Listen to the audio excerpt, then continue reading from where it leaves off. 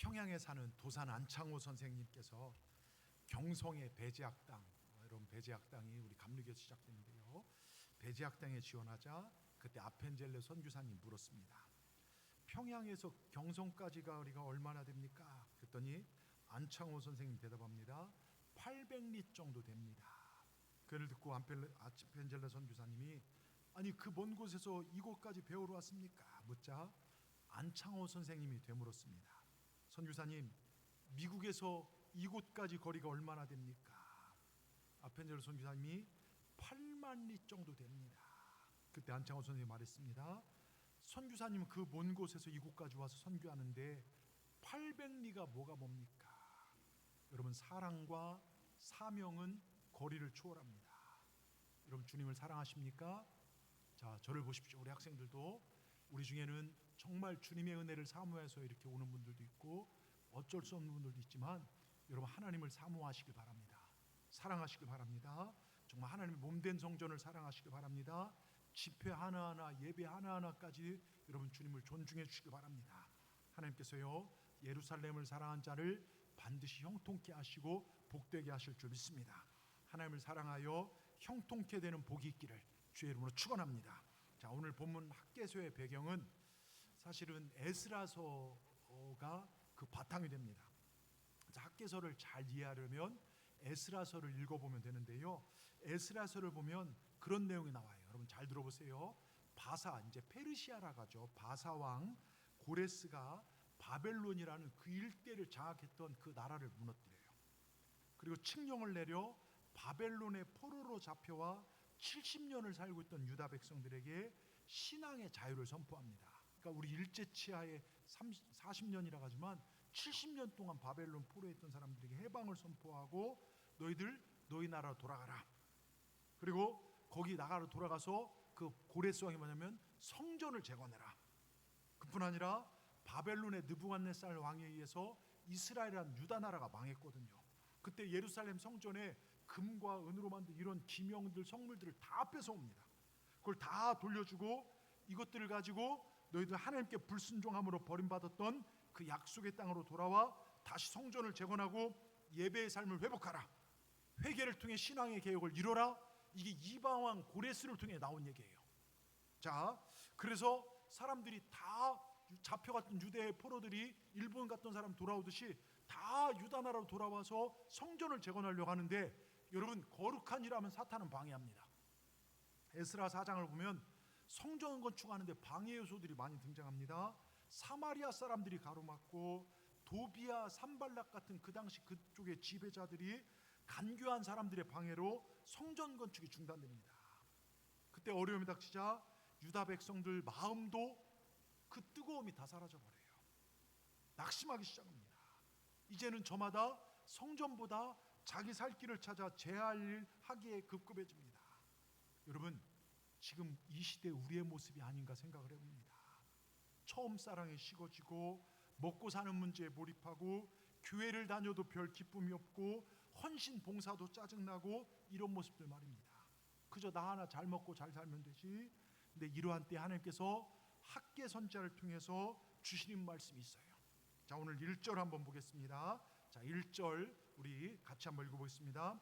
다리오 왕 제2년 여섯째 달 곧 그 달 초하루에 여호와의 말씀이 선지자 학개로 말미암아 스알디엘 아들 유다 총독 스룹바벨 여호사닥의 아들 대제사장 여호사에게 임하니라. 자, 하나님의 말씀이 선지자에게 임하고 그 선지자를 통해서 정말 그 당시 총독과 그 당시 제사장, 이제 목회자에게 오늘 임해서 백성들에게 선포되는 것입니다. 여기 보면 바사왕 다리오 왕 2년이라고 했어요. 고레스에 풀려졌는데 그 다음 왕이 다리오인데요. 바사왕 다리오 2년이니까 이때는요 이스라엘 백성들이 바사왕 고레스의 칙령에 의해서 이 나라로 돌아온 지 18년이 되었을 때입니다. 그러니까 이스라엘 백성들은 고국에 돌아온 지 이미 약 20년 가까이 되도록 하나님의 성전을 황폐한 채 내버려뒀다는 거예요. 자, 1절에 보면 여섯째 달 곧 그 달 초하루.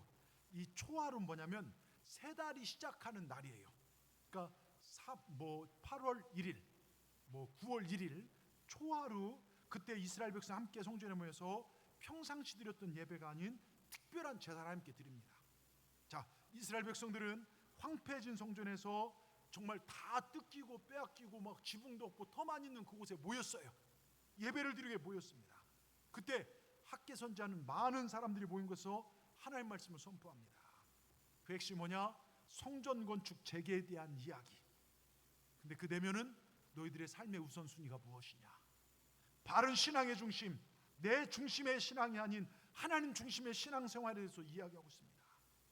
여러분, 요즘 현대인들 헌신 없는 축복, 부담 없는 예배, 예배가요 다른 일보다 못해요.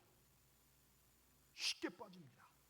마음 편한 신앙생활을 원하는 사람들이 요즘 현대인들이 많습니다. 물론 저희 교회 나오신 분들은 그런 분들이 계시지 않겠지만 회개 없는 천국, 헌신 없는 축복만 바라보고 교회 생활하신 분들이 이 시대에 너무나 많이 있습니다. 죄에 대해서는 입을 다물라는 거예요. 부담되니까. 위로와 재미, 축복 이런 설교만 하라는 것입니다. 여러분, 정말 오늘 이 학개 선지자의 말씀을 통해서 무너져가는 우리 신앙을 다시 재건축했으면 좋겠습니다. 세상에 빠져있던 우리 마음이 주님께로 돌아서기를 주의 이름으로 축원합니다. 사실 학개서는요 우리에게 진정한 신앙생활이 무엇인지를 보여주고 있습니다. 오늘 학개 말씀을 통하여 우리에게 몇 가지 영적 교훈을 주신 하나님의 음성을 들으시고 우리 신앙이 회복되어지길 주의 이름으로 축복합니다. 첫째, 우리 같이 제목이 세지만 같이 읽겠습니다. 시작.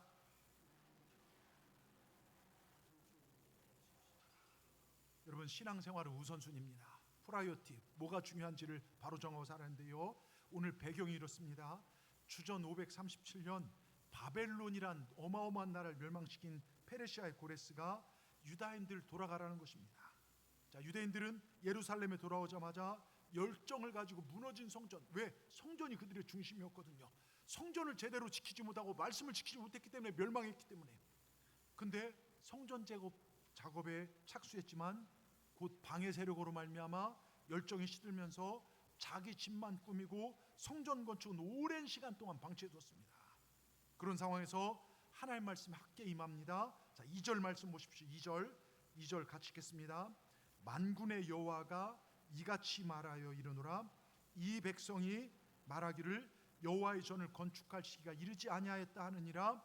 자, 하나님께서 이 백성들의 말을 들어보니까 여호와의 전을 아직 건축 시기가 되지 않았다, 아직 아니다 그럽니다. 근데 문제는 뭡니까? 시기가 문제가 아니라 다른 것 중심이 문제였다는 거예요. 이기주의, 성전 건축에 대한 무관심, 자기밖에 모르다 보니 하나님의 성전은 황폐하든 말든 나만 잘 살면 된다. 자, 여기 쳐다보세요. 우리 학생들죠. 예? 뭐 예배가 뭔 상관이야, 그냥 나만 재밌게 살면 되지. 여러분, 그러다 방해예요. 진짜 학생들 정신 차리고 드려야 돼요. 예? 여러분, 한 번의 예배가 내 생명을 변화시킵니다. 근데 정말 이렇게 무관심했어요. 하나님의 전 예배는 뭐 황폐하든 말든 나만 잘 살면, 나만 재밌으면 되지. 이게 문제라는 것입니다. 그래서 유다 백성들은 여호와의 성전을 건축할 시기가 아니라는 것입니다. 그런데 성전이 황폐하게 된 질적인 이유는요 바로 이기주의인데 4절에 나옵니다. 4절에 자, 같이 읽겠습니다. 이 성전이 황폐하였거늘 너희가 이때에 판벽한 집에 거주한 것이 옳으냐? 여러분, 뭡니까? 잘 들으세요. 여기 판벽한 집이란 게 뭐냐면 문자적으로 그 당시 널판지에 벽과 정말 지붕을 둘렀다는 것입니다. 이게 뭐냐면 진짜 잘 사는 집을 뜻해요. 잘 꾸며진 집, 아름답게 단정된 집을 말합니다. 벽과 지붕에 화려한 장식을 한 집, 안락한 그런 저택을 말합니다. 그런데 하나님의 전은 황폐했다는 거예요. 성전은 지붕도 없습니다. 벽도 없습니다. 성전 건축을 위한 지대만 덩그러니 놓였습니다. 무너지고 회파되다 보니 보기 얼마나 흉했겠습니까? 자신들은 좋은 집에 살고 있으면서 황폐한 하나님의 성전을 시기상조라가면서 중단하고 있는 실정이 우리 하나님 아버지의 마음이 얼마나 속이 상했겠습니까? 인간적으로 표현했다면요, 하나님 이스라엘 백성들에게 깊은 배신감을 느꼈습니다. 여러분, 범죄한 유다 백성들을 멸망시키지 않고 깨달으라고 바벨론의 포로로 끌려가게 하셨습니다. 거기서 죽지 않고 70년을 준비하게 하시다가 교만한 대국 바벨론을 멸망시키고 그들을 위해 페르시아가 달아가 들어서게 했고, 하나님 고레스라는 왕을 세웠고 그 왕의 마음을 움직여 유다 백성들을 예루살렘으로 되돌아가게 하는 칙령을 내리게 하셨습니다. 자, 왜 하나님이 이제 유다 백성들 하여금 고국 땅으로 돌아가게 하셨을까요? 저 페르시아 나라에서 먹고 살기 어려웠기 때문입니까? 시집가고 장가갈 수 없기 때문입니까? 자기들이 집을 지을 만한 충분한 땅이 부족했기 때문입니까? 여러분, 그렇지 않습니다. 하나님 이스라엘 백성들에게 은혜를 베푸신 목적은 오직 한 가지. 자, 에스라, 느헤미야, 학개서 등에서 거듭 반복되고 있는 말처럼 하나님의 성전을 다시 재건하라는 거예요. 무너진 성전을 재건하라는 것입니다. 무슨 이야기입니까? 이 시대 표현으로 하면요, 우리를 이 땅에 숨쉬고 살게 하신 이유는 신앙의 성전이 세워지라는 것입니다. 예배의 성전이 세워지라는 것입니다. 하나님 중심의 신앙생활을 하는 것입니다. 여러분, 우리가 그냥 만들어졌습니까? 우리가 만들어진 이유가 뭡니까? 여러분, 이 땅에 태어난 이유가 뭡니까? 여러분, 우리는 하나님을 예배하기 위해 태어났어요. 하나님을 높이기 위해 태어났습니다. 그런데 이스라엘 백성 어떻게 합니까? 하나님의 은혜를 알고 받고 나서도 고국 땅에 돌아왔습니다. 하나님 은혜를 받은 백성들로서 마땅히 하나님 나라와 의를 먼저 구했습니다. 근데 그들은 이기적인 욕망에 사로잡혀서 지금 자기 중심적으로 자기 하고 싶은 것만 하고 살고 있습니다. 이스라엘 백성들은 자기 먼저 살 길을 택했기에 조금 노력하다가 문제에 부딪히고, 야, 나부터 잘 먹고 잘 살아야지. 하나님 성전은 황폐한 채로 내버려두고 있습니다. 그러니 어찌 하나님 마음이 탄식하지 않겠습니까? 이 백성이 나의 집은 황폐하게 내버려둔 채 자기들만 잘 살고 있구나, 나와는 동떨어져 잘 먹고 잘 지내고 있구나 한탄하신 것입니다. 여러분, 삶의 우선순위를 바로 정하시길 바랍니다. 언제나 하나님의 일이 먼저 되시길 주의 이름으로 축원합니다. 말씀 듣고 은혜 받는 일, 기도하는 일이 우선시 되시길 주의 이름으로 축원합니다. 그리고 교회를 세우며 작은 교회인 우리 속회와 선교회를 세워나가는 일, 그걸 감당하시기 바랍니다. 우리 동산교회는 속회방하고 없습니다. 예? 여러분, 모이기 힘쓰시고요, 예배하기 힘쓰시기 바랍니다. 그리고 먼저 그 나라와 의를 구하십시오. 모든 걸 도와신 하나님의 은혜를 받게 될 줄 믿습니다. 여러분, 우리나라 초대교회에 부흥할 때요, 우리나라 최초의 장로님이 누군 줄 아십니까? 최치량이라는 장로님이십니다. 이분이 선교사님들과 우리나라 정말 부흥운동의 출발인 장대현 교회를 이분이 세우십니다. 어느 주일날 교회에서 예배를 드리는데 천장에 비가 새기 시작합니다. 그 모습을 지켜보는데 다른 사람들은 건물 관리나 잘하지, 비가 새네. 근데 이분은 마음이 무너지는 거예요. 예. 너무너무 마음이 아팠습니다. 하나님의 성전이 피가 새다니. 다음날 월요일 아침 일찍 자기 집 지붕 위로 올라갔습니다. 그리고 지붕 위에 있는 기와를 벗겨내기 시작합니다. 가족들이 달라와서 도대체 뭐 하시는 거냐고 깜짝 놀라 물었습니다. 아니, 멀쩡한 기와를 왜 벗겨내십니까? 그때 최 장로님 이런 이야기를 하십니다. 하나님의 성전에 피가 새고 있어. 내 집이야 피가 좀 새도 괜찮지만 어찌 하나님의 집에 피가 새도록 내버릴 수 있단 말인가? 그러면서 자기 집 귀화를 벗겨내서 하나님의 성전에 피 새는 곳을 막았다는 얘기가 있습니다. 지금 같은 시대에 말도 안 되는 그런 일이겠지만 여러분, 이러한 분들을 통해 한국 교회가 세워졌습니다. 여러분, 기억하시기 바랍니다. 미국에서요, 의류 사업을 하던 한 장로님이 계셨어요.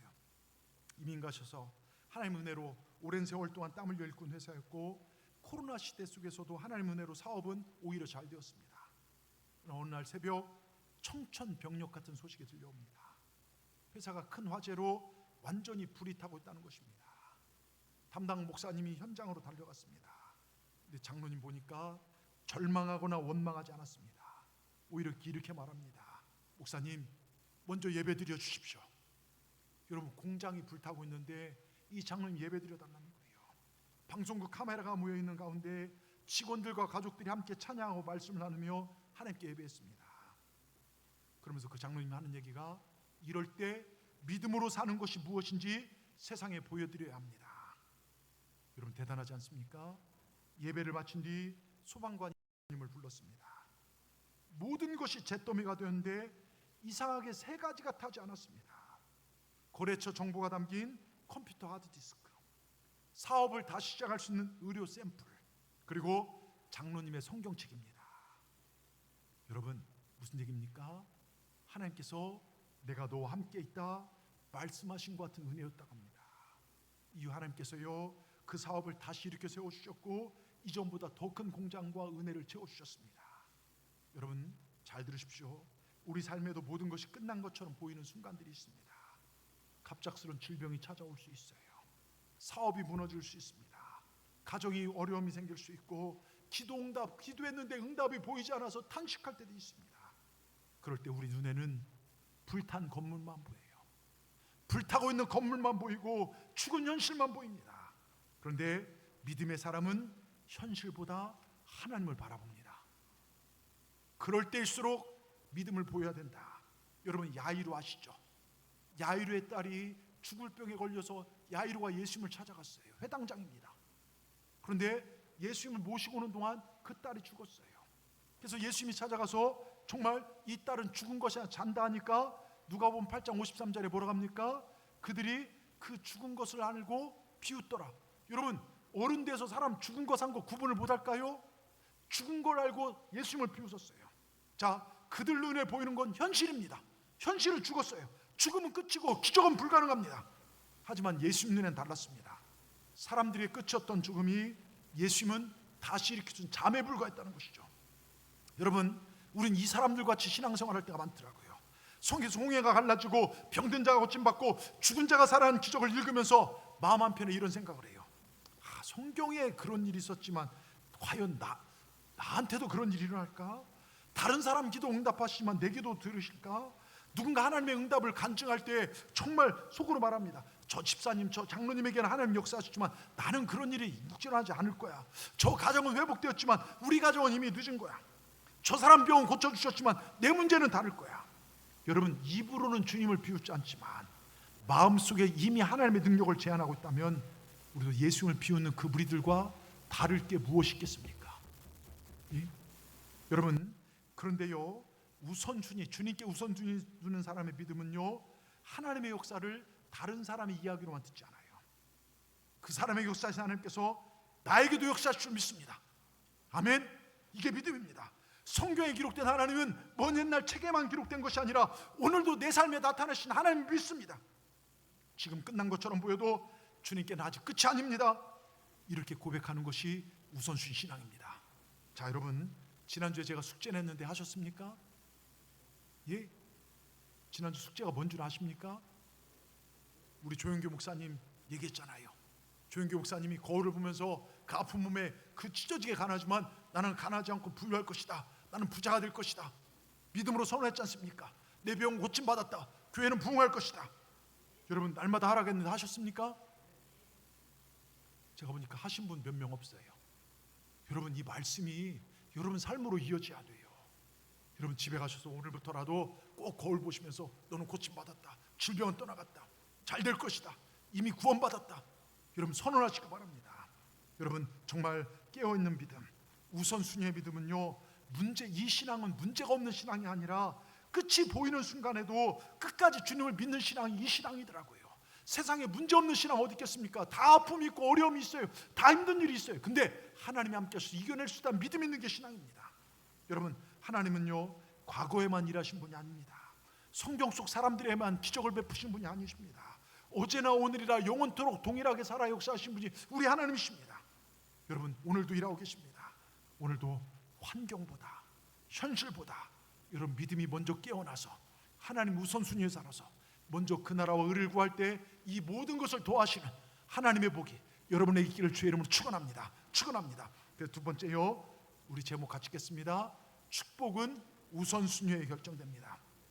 자, 제가 신앙생활에 많은 분들을 봤지만 할 일 다 하고 나서 예배드리거나 쓸 것 다 쓰고 나 드리는 게 아니라 내 계산대로가 아니라 하나님 먼저 하는 분들이 복을 받습니다. 자, 하나님은요 학개선자를 통하여 하나님의 성전을 황폐한 결과 왜 유다 백성들의 삶이 그렇게 어려워졌는지 되돌아보라고 너희 삶을 한번 되돌아보라 말씀하십니다. 자 6절 7절 한번 보겠습니다. 6절 7절요 우리 같이 읽겠습니다. 너희가 많이 뿌릴지라도 수확이 적으며 먹을지라도 배부르지 못하며 마실지라도 흡족하지 못하며 입어도 따뜻하지 못하며 일꾼이 싹을 받아도 그것을 구멍 뚫어진 전대에 도움이 되리라. 그러면서 7절에 만군의 여호와가 말하노니 너희 자기 행위를 살피지라. 여기 두 번이나 자기 행위를 살피라고 합니다. 자, 이스라엘 백성 가운데 벌어진 문제가 무엇입니까? 그들은 무엇이 원인이고 무엇이 결과인지를 몰라요. 원인과 결과를 완전히 혼동합니다. 즉 경제적 여건이 좋지 않아서 농사가 안 돼서 먹고 사는 게 힘들었기 때문에 이것이 원인이 되어서 하나님 성전을 건축할 시기가 안 되다 얘기하지만, 근데 하나님은요, 하나님의 성전을 16년 황폐한 채 내버려뒀어요. 근데 하나님 말씀은 그 반대입니다. 너희들이 하나님의 성전을 건축하지 아니하고 황폐한 채로 내버려둔 것이 너희들이 어렵게 된 이유라. 하나님의 성전을 황폐하게 된 결과 너희들의 삶 역시 황폐해질 수밖에 없다. 이게 하나님 말씀입니다. 많은 불이익을 당합니다. 여러분 보세요. 이 나라가 전쟁 끝나고요, 여러분 그 짧은 시간에 세계 경제에 이렇게 서 있는 건 전 세계 역사 우리나라밖에 없습니다. 그런데 우리나라가 부흥할 때 보세요. 한국 교회가 불같이 부흥했어요. 성도들은 자기 형편보다 하나님 더 사랑했습니다. 교회를 위해 목숨 걸었습니다. 복음을 위해 살았습니다. 그런데 어느 순간부터 예배를 쉽게 여깁니다. 학생들 말로는 학원보다도 가치가 없어요. 학교보다도 예배 가치가 없어요. 여러분 아이들한테 학원은 보내면서 여러분 예배는 빠져라, 이거 망할 짓입니다. 엄밀히 말하면 망할 짓입니다. 여러분 우리 인생은 길어야 100년입니다. 그 후에 영원한 천국과 지옥이 있어요. 여러분 꼭 기억하시기 바랍니다. 그런데 그때부터 한국 교회는 또 각자 자기 옳은 소견대로 정치적으로 휘둘리기 시작했습니다. 근데 그때부터 이 사회는 어려워졌고 영적으로 어려워졌다고 진단한 분들이 참 많습니다. 저도 동의합니다. 잘 들으십시오. 이스라엘이 하나님의 성전을 건축하지 못한 것은 그들이 어려워서가 아니라 성전 건축을 하지 못한 이유로 어려워졌다는 거예요. 삶이 어려워서 교회로부터 멀어진 것이 문제라는 것입니다. 경제적으로 어려워서 한 푼이라도 더 벌기 위해 예배생활 멀리하고 기도생활 멀리한 것이 더 큰 문제더라 이것입니다. 지금 당장 급해서 하나님께 드려야 할 예물을 먼저 쓴 것이 문제더라 이것입니다. 여러분 삶이 힘들고 어려워서 하나님의 일을 잠깐 쉬겠습니다, 내려놓아야 말한다고 말하는 분 계십니까? 아닙니다. 하나님 오늘 우리에게 말씀하십니다. 그럴수록 하나님의 일에 더 매진하라고요. 하나님의 일에 더 헌신하라고요. 힘들수록 더욱 거룩한 것을 구별해야 된다. 그게 사는 길이다 말씀하고 있습니다. 제가 전에 있던 교회요, 전에 있던 교회 얘기를 해서 죄송하지만 선교회장분들이나 속회를 한 7개, 8개를 담당하신 분들을 지구장이라고 해요. 지구장. 그래서 한 교구가 보통 20개 지구 있으면 속회가 따지면 한 180개 정도 이렇게 되죠. 자, 근데 이 지구장 분들이 계시는데요, 이 여선교회일이나 지구장까지 겹치면요 정말 눈코 뜰 새 없이 바빠요. 거의 월요일 빼놓고는 교회 살다시피 합니다. 여러분 어떤 분은 막 코피까지 터져요. 근데 그런 바쁜 가운데 그분들의 얼굴을 보면 행복해요. 왜요? 내가 하나님의 일을 할 수 있기 때문에. 그렇게 헌신한 분들이 수백 명인데요, 하나님의 일을 내가 이렇게까지 할 수 있음에 감사하다는 것입니다. 근데 그분들의 고백 중에 바쁜 와중에 순종하여 그 일을 감당했더니 하나님이 집을 선물로 주셨습니다. 이게 유행어처럼 나와요. 교회에서 행사한 일을 순종하였더니 내 자녀의 문제가 해결됐습니다. 간증하는 분들을 많이 봤습니다. 여러분 그 나라와 의를 구하니 모든 것을 도와신 하나님의 복을 받았다는 거예요. 여러분 정말 눈코 뜰 새 없이 바쁩니다. 여러분 우리 교회는 거기에 보면 일하는 분량이 10분의 1도 안 될지도 몰라요. 근데 참 바쁩니다. 저희도 보면 무엇을 위해 바쁘냐? 주의 영광을 위해요. 저희는 1월에 신령 금식성회 있고 또 임원 훈련이 있습니다. 2월엔 축복 부흥성회 있고 해외 선교가 있죠. 그래서 우리가 전 가서 해외 선교하고 또 3월에 시작하는 화요성서 아카데미 또 대신방이 시작되고요. 4월에 우리가 총력으로 전도한다 해서 전도하고 5월엔 체육대회도 있고 6월, 7월에는 영적 축복의 잔치인 호렙산이 있고요. 또 호렙산 끝나면 7월 말 8월 초에 여름 성교학 중고등부 청년부 수련회, 그리고 이제 다음 주에는 전교인 수련회, 9월에 다시 시작하는 성경 공부, 10월에 우리가 정말 총력 전도와 그 다음에 11월에 뭐가 있습니까? 다니엘 기도 21일 기도회가 있고요. 11월에 또 추수감사 절기를 지키면서 감사 찬양제가 있고요. 12월 한 해를 목회를 정리하는 세미나 및 성탄 감사 예배에 또 여러 가지 송구영신, 제가 간략하게만 말씀드리지만 세부적으로 들어가면요 여러 가지 일들이 많아요. 그걸 준비하는 그런 것도 있고 또 청춘대학도 있고 여러 가지 것도 있습니다. 근데 여러분 이렇게 바쁜 일에 동참하면요 죄질 틈이 없습니다. 자꾸 세상에 빠지면요 유혹에 빠지고 죄질 틈이 많아요. 여러분, 주를 위해 바쁜 것이 인생의 축복임을 기억하시기 바랍니다. 여러분, 이스라엘 백성들은 어려워져서 하나님을 못한다 하지만 실제로 하나님을 못하게 어려졌다는 거예요. 이게 우리나라 역사도 그걸 증명하지 않습니까? 전쟁 끝나고 부흥할 때 그 어려운 시기에 정말 모여 예배하고 교회에서 살다시피 처리하고 기도하고 봉사하고 교회 건축하고 그때 다 건축하고 그런 것들 아닙니까? 근데 그 뒤로 잘 살았어요. 근데 잘 되고 나니까 멀어지기 시작해요. 영적 생활이 뒤로 처지기 시작. 그때부터 힘들어지기 시작했습니다. 그런데요, 자, 유다 백성들이 황폐해진 삶을 6절에 주님께서 뭐라고 평가하냐면 6절에 보세요. 6가지가 나오는데요. 5가지가 나오는데 첫째 보십시오. 자, 6절을 보세요. 너희가 많이 뿌릴지라도 먹어요. 수확이 적다는 거예요. 자, 이 말씀은 10절과 이어집니다. 10절에 보세요. 그러므로 너희로 말미암아 하늘은 이슬을 그쳤고 땅은 산물을 그쳤으며. 자, 농사를 지을 때 가장 필요한 것이 햇빛도 있지만 물입니다. 이스라엘이 이른 비와 늦은 비를 내려요. 하나님께서 적절한 때에 양의 이른 비와 늦은 비를 뿌려주셔야 농사가 잘 됩니다. 그런데 하나님께서 비를 멈춰버렸어요. 하나님께서 비를 멈추니까 어떻게 농사가 됩니까? 여러분, 인간이 아무리 부지런히 노력해도요, 하나님이 걷어가시면 막아버리면 소용이 없습니다. 두 번째요, 뭐라고 하셨습니까? 먹을지라도 배부르지 못하며. 농사가 제로 되지 않는데 식량이 풍부하겠습니까? 굶주릴 수밖에 없습니다. 배고플 수밖에 없습니다. 돌아가신 저희 아버님, 저 어렸을 때 얘기를 저희 아버님 어렸을 때 얘기하면 진짜 먹을 게 없어서 보릿고개 날 때 보면요, 밥 부족하니까 숭늉, 그 밑에 깔려 있는 그 숭늉 밥알 몇 개 먹으려고 숭늉을 한 통을 다 마셨대요. 늘 허기 줬다고 합니다. 이 말씀이 11절에 보면 이렇게 써 있습니다. 11절, 내가 이 땅과 산과 곡물과 새 포도주와 기름과 땅의 모든 수산과 사람과 가축과 손으로 수고하는 모든 일에 한재를 들게. 여러분, 하나님이 한재를 들게 했다. 이 말은 계속되는 너희들이 수고하는 모든 거에 흉년을 들게 했다는 것입니다. 단순한 토양이나 기온의 문제가 아니라 하나님을 떠나 살아간 자의 불신앙적 삶에 대한 하나님의 징벌입니다. 그러니 먹을 게 없어서 배부르지 못하다는 것입니다. 자, 세 번째요, 3절에 보면 뭐라고 써 있습니까? 6절에 보면 마실지라도 뭐하지 못한다고요? 흡족하지 못하며. 여러분, 비가 내리지 않으니까 마실 물도 부족하고 포도 농사가 안 되니까 포도주도 없고요. 네 번째요, 또 뭐라고 써 있습니까? 입어도 따뜻하지 못하며. 돈이 없으니까 제대로 의복을 준비할 수 없습니다. 하나님 날씨도 춥게 만드십니다. 그리고 다섯째 뭐라고 써 있습니까? 일꾼이 싹을 받아도 그것을 구멍 뚫은 전대에 넣으면 되냐. 뭡니까? 이 말씀의 뜻은요, 들어오는 것보다 나가는 게 훨씬 많아요. 요즘 직장인들 그러잖아요. 월급 받으면 일주일 안에 다 나간다고요. 여러분, 지출이 더 많다는 것입니다. 그러니까 빚만 쌓여지는 거예요. 여러분, 만복의 근원 되시고 인간의 생사화복을 주관하신 분은 하나님이십니다. 하나님이 복을 주시지 아니하면 인간이 아무리 노력한들 아무 소용이 없어요. 보세요, 산더미 같은 재산을 가지고 먹을 것이 쌓여 있어도 하나님이 질병으로 입을 막아버리면 우리는 먹을 수가 없어요.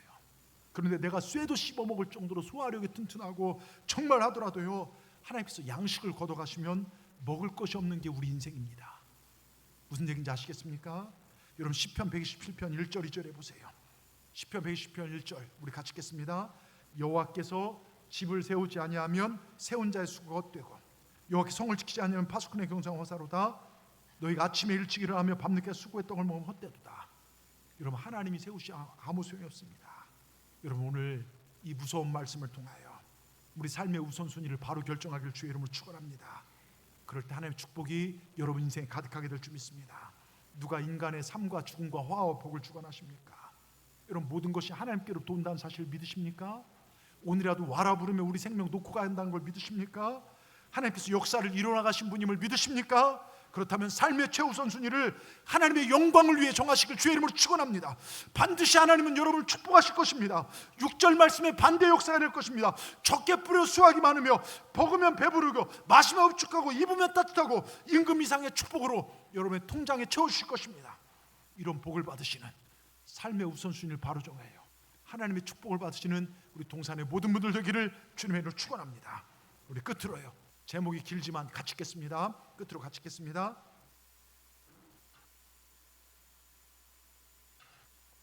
자, 세 번째 띄워주십시오.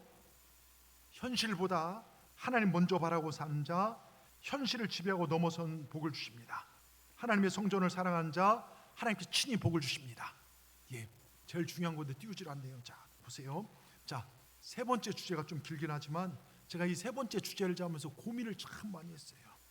자, 우리 교회는 성전 건축을 다 했습니다. 부채도 몇 년 전에 다 갚았어요. 이미 네팔에 몇 개의 교회를 세우고 많은 선교사님과 선교지를 섬깁니다. 저희 재정의 거의 25%는 선교비로 나가는 것 같아요. 선교와 구제로 나갑니다. 여러분 10%만 해도 굉장히 많은 건데요. 근데 그래 고민했습니다. 정말 중요한 성전은 계속 지어져야 한다. 그래서 마음의 성전 건축, 말씀 중심, 하나님 중심, 교회 중심의 신앙생활하자, 이 주제를 잡아볼까 했어요. 또 교회를 사랑하자, 성전의 벽돌 한 장, 이 의자, 피아노, 저 들어오는 분, 종이 한 장까지도 성물이게 사랑하자, 이런 주제를 잡을까. 또 눈에 보이는 교회도 함부로 하면 주님 말씀하신 거룩한 성전, 눈에 보이지 않는 교회를 어떻게 사랑할까, 이걸 이야기할까 하다가 오늘 하나님께서 그런 마음을 주셨어요. 현실보다 하나님을 우선순위에 두고 살아왔던 자들, 인생을 살면서 결단할 때가 있어요. 내 현실과 하나님의 영광, 신앙이라는 갈등. 지금 나는 어려워요. 지금 나는 앞으로 해야 할 것도 많아요. 이런 내 삶과 하나님의 성전과 신앙을 두고 힘들어할 때, 근데 그럼에도 그 갈등 상황 속에서도 하나님 것을 내려놓지 않고 하나님을 바라보고 믿음으로 결단한 자들이 받은 복에 대해서 나누고자 합니다. 여러분 잘 보십시오. 하나님은요, 교회를 사랑하는 자, 그게 예배든 건물이든 성도들이든, 여러분 교회를 사랑하는 자에게 하나님은 상상치 못할 복을 주십니다. 제가 그런 분들을 몇 분을 소개할 건데 잘 들어보십시오. 지금 돌아가셨죠. 우리 한국 기독교의 역사에 큰 획을 그었던 한경직 목사님께서 영락교회, 서울 영락교회라고 유명한 교회가 있어요. 이 영락교회를 건축할 때였습니다. 그 당시 교인 수가 저희 교회랑 비슷한 것 같아요. 한 150명 정도 보였어요. 교회 건축을 앞두고 목사님 교인들에게 이렇게 당부를 합니다. 우리가 교회 건축을 하려면 하나님께 헌금을 드려야 합니다. 하나님의 성전 건축을 위해 10일 동안 먹을 양식만 남겨놓고 하나님께 다 바칠 수 있는 마음의 각오가 되어 있는 사람만 성전 기공 예배에 참석하시기 바랍니다. 여러분 그 말을 듣고 150명의 교우들 가운데 53명이 10일 먹을 양식만 남겨놓고 모든 걸 재산을 바치기로 했대요. 여러분 그렇게 세워진 건물이 영락교회, 서울 영락교회예요. 대부분 이북에서 피나온 분들, 어렵게 집장만 하고 살았던 분들입니다. 네, 그로부터 30년이 지나고 이 정말 한경직 목사님이 은퇴를 앞두고 그분들의 삶을 조사해봤대요. 그 30명이 어떻게 됐을까? 여러분 어떻게 됐을까요? 성전 건축을 위해 10일 먹을 양식만 남겨놓고 집 팔고 뭐 이렇게 해서 드린 분들 어떻게 됐을까요? 여러분 어떻게 된 줄 아십니까? 놀랍게도요, 한 사람도 빠짐없이 우리나라의 지도자가 됐고 자녀들이 보게 되고요, 그 30명이 한국의 300대 재벌 안에 다 들어있더래요. 여러분 이게 우스운 얘기 같습니까? 우리 생각은요, 그렇게 하면 어떻게 사느냐, 꼭 그렇게까지 해야만 하느냐, 그러다 굶어 죽는다 생각할 줄 모르지만 하나님의 생각은 다르십니다. 내가 책임지마. 내 성전을 위해 구한 네 인생 내가 책임지겠다. 날 위해 네가 목숨 거는데 내가 널 위해 내 삶을 최선을 다해 축복하마. 이게 아버지의 마음이에요. 우리가 성전을 쓸고 닦는 것, 남들을 일하지 않을 때 땀 흘려 일하는 것, 하나님 다 보고 계십니다. 여러분 특별히 축복받는 게 아닙니다. 믿음으로 나갈 때, 하나님을 존중할 때 하나님 복을 주십니다. 여러분 지금 보십시오. 지금 은퇴하셨지만 김삼원 목사님, 교파를 초월한 한국교회 장로님들이 뽑은 가장 존경하는 목사이며 우리 교회 담임 목사님 모셨으면 좋겠다 1등 하신 분이 이분이에요. 예? 물론 뒤늦게 뭐 여러 가지 문제로 뭐 외부 세력들이 흔들놓긴 했지만, 근데 이 김사원 목사님 삶은요, 본인이 그런 얘기를 해요. 교회를 사랑했기에 받은 축복의 본이다, 그런 얘기를 합니다. 여러분 이분이요, 가장 찢어지게 가난했던 내륙지방 울진인가요, 뭐 그쪽에서 이렇게 살던 분인데 구녀 일남, 그러니까 남자 하나에 딸 9인 집의 막내 아들이었어요. 그리고 이 목사님의 아버지는 늘 밖으로 다시는 막 돌아다니는, 집안을 제대로 돌보질 않아요. 근데 그 어머니께서는요, 늘 자녀 10명 데리고 새벽 기도를 다니셨어요. 새벽 기도 가운데 많은 눈물을 흘리면서 기도했습니다. 그런 그의 어머니의 기도를 이 아들 목사님이 물려받았어요. 16살 때부터 교회 새벽종을 쳤다고 합니다. 그리고 전사님하고 목사님 할 때도 집사님이 가서 치러 가면 내가 친다고 하면서 교회를 그렇게 사랑했대요. 그리고 어린 시절에요, 교회 새벽 기도 가는데 비가 와서 비가 새면 그거 어떻게 할까? 몸으로 올라가서 막았대요. 그게 자기가 받은 축복이라는 것입니다. 어릴 적부터 집이 가난하고 극한 어려움 속에 살아 성격이 삐뚤어질 수 있지만 믿음 안에서 교회 안에 자라서 얼마나 밝게 자란지 몰라요. 이분이요, 군에 갔을 때 훈련을 받을 때도 새벽에 일어나서 그 어려울 때도 식당에서 새벽 기도를 혼자 했대요. 그가 속한 군부대는요, 교회가 없어 민간인 교회 다녔는데 한 번은 기압을 너무 받다가 몸이 아파서 병원에 입원해 있다가 주일날 몰래 교회 가서 저녁 예배 마치고 온 것이 들통나는 바람에 어떻게 된 줄 아십니까? 잘 들어보세요, 학생들. 예? 너희들 예배 때 잘해야 돼. 여러분, 빠따를 맞아 갖고서요, 군복하고 허벅지살하고 붙었대요. 군복하고 허벅지살이 붙었어요. 예배 드리고 왔다는 것 때문에 예배 드린 것 때문에 두드려 맞아 갖고서 살이 터져 갖고서요, 군복하고 살이 붙어버렸대요. 그래서 대변을요, 앉아서 볼 수가 없어 서서 15일 동안 서서 봤대요. 그리고 또 나갔대요. 그래도 나가서 예배, 죽더라도 예배를 드렸답니다. 예배에 목숨을 걸었죠. 하나님 그걸 하나하나 다 보셨습니다.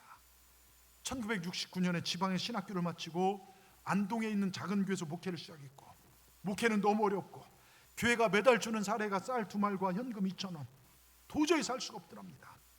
어린애도 있고 결혼한 지 얼마 안 된 아내가 스테인리스 그릇 팔아서 정말 이 마을 저 마을 다니다가 저녁에 되면 마늘이나 고추로 바꿔오면 그걸 시장에 내다 팔아서, 김 목사님 내다 팔아서 생계를 유지했답니다. 그런데 첫 돌이 지난 이 김 목사님 딸이 한 1년간이 나빴대요. 자꾸 감기 들고 아팠지만 돈이 없어 병원에 데려가지 못하고, 그래서 이 목사님이 침을 배워서 침을 놔줬답니다. 할 수 없어 병원에 가니까 늦어버렸어요. 폐렴하고 뇌막염으로 인해서 3일 만에 애가 죽어요. 그때 병원비로 3,700원이 나왔어요. 낼 돈이 없었지만 병원에 돈 내고 시체 가져가라니까 한 달 돼도 마련할 수 없다고 했으니까 그냥 데려가라고. 근데 차비가 없어서요, 애를 데려갈 수 없어서 병원에 앰뷸런스 거저도 타고 김 목사님 직접 산에다 그 어린 딸을 묻었대요. 곧이어 여자 동생이 태어났고 그 아이를 데리고 3주도 안 됐는데 서울로 올라왔답니다. 근데 이번에는 김 목사님 피를 토했대요. 폐병에 걸린 거죠. 3년 후에는 그 사모님이 피를 토하기 시작했고요. 김 목사님 가족이 이제는 우리 다 죽는구나 생각을 했대요. 그리고 1973년 정말 이 노회 목사님들과 내장산에, 그 당시는 이제 오래전이니까 뭐 야유회처럼 목사님들 야유회 내장산에 갔는데, 은퇴하신 80세에 넘은 목사님도 쭉쭉 걸어가는데 자기는 30살밖에 안 됐는데 100m도 못 가서 숙소에 그냥 남아있었대요. 마지막이 가까이 왔구나. 강단에 서면요, 안 넘어지려고 이렇게 강대상 양쪽 붙잡고 간신히 버텼다고 합니다. 머리가 빙빙 돌더랍니다. 근데 오늘 앉아있다가 찬송가를 펴니까 이 찬송이 펴지더래요. 내 몸의 약함을 아시는 주, 못 고칠 질병이 아주 없네. 이 찬송이 펴지더래요. 그래서 몇 시간 동안 앉아서 그 찬송을 불렀대요. 몇 시간 동안 똑같은 찬송을 불렀는데 갑자기 기쁨이 충만해지더래요. 내가 하나님 정말 믿음직하게 해달라고 기도했지만 내 병을 고쳐달라는 기도를 해본 적이 없답니다. 주님을 따라가는 길이 다 고생길이고 십자가의 길이고 고난의 길인 줄 알았는데 정말 이걸 알고 받아들였으면 되는데 고쳐야 되겠다 이런 생각 한 번도 해보지 않고 항상 잘 믿자, 이 아픔 속에도 딸을 묻어 속에도 믿음 잃지 말자, 잘못했다는 데만 초점 맞추기 때문에 아내와 서서히 죽어왔다는 것입니다. 근데 찬송을 부르는데 힘이 나더랍니다. 못 고칠 질병이 아주 없네, 괴로운 날이나 기쁠 때나 언제나 주만 바라봅니다. 찬송을 부르다 자기도 모르게 벌떡 일어났대요. 춤을 추면서 주님을 찬송했답니다. 그런데 기적이 일어났습니다. 찬송을 부른 중에 폐병이 싹 사라진 거예요. 약 하나도 안 쓰고 폐병이 사라졌습니다. 그때부터 소생되기 시작합니다. 어릴 적 꿈이요, 너무 찢어지게 가난해서, 여러분 60년대 아닙니까? 50년대 말에서 60년대요, 먹을 게 어디 있겠습니까? 국화빵, 학교 앞에서 그 국화빵 사는, 그래서 자기는 꿈이 국화빵 장수였대요. 학교 다닐 때 교과서 팔아서 국밥 싸 먹고 어머니 보리쌀 주면 그걸 팔아서 국화빵을 몰래 사 먹었는데 그때 자기 꿈은 국화빵 장사하는 거랑 교회에서 오래 머무는 거래요. 예? 여러분, 명일동, 서울 명일동 시장 근처에 명성교회를 세우게 됐고 지금은요 10만 명가량의 교인들이 모이는 교회로 성장했죠. 여러분, 본인 얘기해요. 자기는 지방대학 출신이고 유학도 갔다 온 적도 없고 실력도 없고, 그런데 하나님께서 이렇게 복을 주신 거는 하나님의 은혜였습니다. 내가 하나님의 교회를 사랑했고 목숨 걸고 예배했기 때문에 하나님께 내게 이런 복을 주셨습니다. 여러분, 하나님께서 교회를 사랑하고 헌신하는 자에게, 꿈을 가지고 온갖 환난이 와도 정말 믿고 나간 자에게 마침내 엄청난 복을 주십니다. 하나님 앞에 눈물로 씨를 뿌리면 반드시 기쁨을 거두게 될 줄 믿습니다. 여러분, 현실을 바라보지 마십시오. 우리 믿음을 지키시고 못 고칠 질병이 아주 없으신 괴로운 날이나 슬플 때도 주님만 바라보고 우리 믿음으로 사십시다. 주님 찬송하면 사십시다. 삶의 현장에서 예수님의 향기를 바라고 사십시다. 여러분, 이 세상에 완벽한 교회는 없어요. 다 부족함이 있어요. 아쉬운 부분, 이상한 부분 가운데서 하고 아끼면서 최선을 다해서 하나님을 섬기면은 하나님의 선하심과 인자하심이 결코 우리를 비껴가지 않을 것입니다. 저는 오늘 저를 통해 말씀하시는 하나님의 말씀 여러분에게 전해드립니다. 저와 여러분, 하나님을 더 사랑하십시다. 하나님 몸된 교회를 사랑하십시다. 예배 한 번을 드려도 생명을 거십시다. 그리고 먼저 그 나라와 의를 구하십시다. 하나님께서 우리의 미래의 모든 것을 가장 복된 길로 인도하실 줄 믿습니다. 우리 이렇게 사십시다. 기도하겠습니다. 하나님 감사합니다. 무더위와 폭염 속에서도 지켜주시고 오늘 이 거룩한 주일에 나와 예배하게 하시니 감사합니다. 우리의 예배를 받아주시고 우리에게 생명의 말씀을 내려주시니 감사합니다. 오늘 학계의 성전 건축에 대한 호소를 통하여 하나님의 마음을 알게 하시니 감사합니다. 하나님, 정말 우리가 하나님의 마음을 헤아릴 수 있는 그런 마음을 우리에게 부어주시옵소서. 무엇이 하나님을 기쁘게 하고 무엇이 하나님을 아프게 하는지 그 효자 성도들로 우리를 삼아 주시옵소서. 정말로 우리 자신만을 바라보고 이기적이고 나밖에 몰랐던 것들을 용서하여 주시고 이제는 주님을 바라보며 현실을 바라보지 않고 하나님의 영광을 위해 설 수 있는 우리 동산의 성도들 다 될 수 있도록 인도하여 주시옵소서. 정말 끝이 있음을 기억하고 다가올 천국을 바라보며 이 땅에서 정말로 신앙생활, 성전 중심의 신앙생활을 잘할 수 있도록 주님이 인도하여 주시옵소서. 이스라엘이 어려워서 성전 재건을 못한 것이 아니라 성전 건축을 못하여 어려진 것을 알게 하시고 바른 신앙으로 서는 것이 무엇보다 먼저인 것을 알게 하고 깨닫게 하여 주시고 언제나 성전 중심, 예배 중심, 말씀 중심의 삶을 살아가는 우리 동산의 성도들 다 되어서 하나님께서 반드시 책임져 주시는 복된 삶을 살아가는 우리 모두가 되도록 주님 인도하여 주시옵소서. 예수님의 이름으로 감사하며 기도드리옵나이다. 아멘.